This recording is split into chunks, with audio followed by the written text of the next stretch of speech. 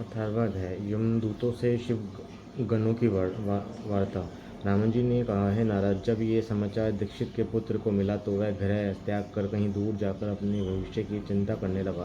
कभी माता की ममता का स्मरण, कभी पिता की धर्मज्ञता का, और कभी अपनी मूर्खता पर पश्चाताप करने लगा। जनार्दन भूख प्यास से पीड़ित संध्या का समय एक शिव मंदिर के पास जाकर बैठ गया, जहाँ शिवरात्रि के व्रत में शिव जी की पूजन हेतु सब परिवार समस्त सामग्रियों से युक्त होकर आया। जब वह सब प्रकार की शिव की पूजा कर चुके और घर से लाए हुए पकवान आदि उन पर चढ़ा चुके, तब भूख से पीड़ित यज्ञदत्त का पुत्र उसे कैसे ग्रहण करें, इसके लिए वह मंदिर की आड़ में छिप कर सब देखता रहा। जब वह लोग भगवत रदि चढ़ाकर कृतकृत विश्राम करने लगे तो उनकी आंखों में अब झपकी आते आते यज्ञदत्त का पुत्र धीरे से उठकर मंदिर में प्रवेश कर गया और जो कुछ भोग चढ़ा था सब लेकर चपत हो गया। परंतु उसी क्षण उसके पैर की दमदमाहट सुनकर वह सोए हुए लोग जाग उठे और चिल्लाते तथा दौड़ते हुए उसका पीछा किया। नगर के लोगों ने भी उसे खैर देता और नगर के रक्षकों ने तो उसे भागते हुए को ऐसे मारा कि वह क्षण भर में ही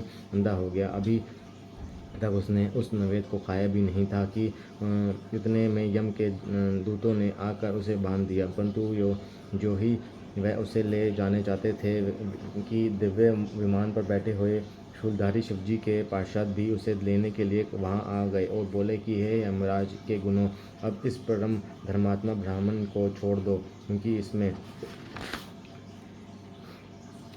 कोई पाप शेष नहीं रहा। यम के दूतों ने शिवजी के पार्षदों को नमस्कार कर कहा, नहीं, आप नहीं जानते, ये बड़ा पापी और अपने धर्म कर्म से नष्ट, कुल के आचार से हीन और अपने पिता का पूर्व बड़ा शत्रु हुआ है। ये देखो, उसने शिवजी का निर्माल्य भी चुराया है। शिव निर्माल्य के भक्षक और उल्लंघन करने वालों को तो छूने से भी पाप लगता है, परंतु धर्म में जैसी जानकारी आप सबको है वैसे हम सबको नहीं है। तो है, यदि इसमें कुछ धर्म का लेश हो तो हमें भी सुनाइए। तब शिवजी के किंकर उन पार्षदों ने कहा कि यमदूतों, हे यमदूतों, इस यज्ञदत्त के पुत्र ने जहाँ बहुत से पाप किए हैं, वहीं इसने पापरहित धर्म भी किए हैं। जैसे लिंग के सिर पर गिरती हुई दीपक की छाया की इसने निर्माण किया। उस रात्रि में इसने अपने वस्त्र फाड़ कर दीपक में बत्ती डाली। प्रसंगवश इसने शिव पुराण का श्रवण किया तथा ऐसे ही और भी कार्य किए। व्रत रहकर इसने शिव जी की पूजा का दर्शन किया, स्थिर चित्त से द्वार पर बैठा रहा। इस कारण ये अभी हमारे साथ शिवलोक को जाएगा और कुछ दिनों तक वहाँ रहेगा।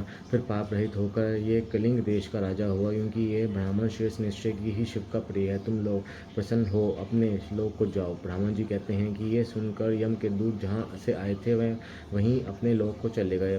तब समाचार यमदेव से कहा, यमराज ने भी हर्ष से उनकी बात स्वीकार की। फिर तो उन यमदूतों से छुड़ाया गया वह ब्राह्मण शिवगुणों द्वारा शिवलोक को गया और वहाँ शिव पार्वती की सेवा से लौटकर कलिंग देश का राजा हुआ।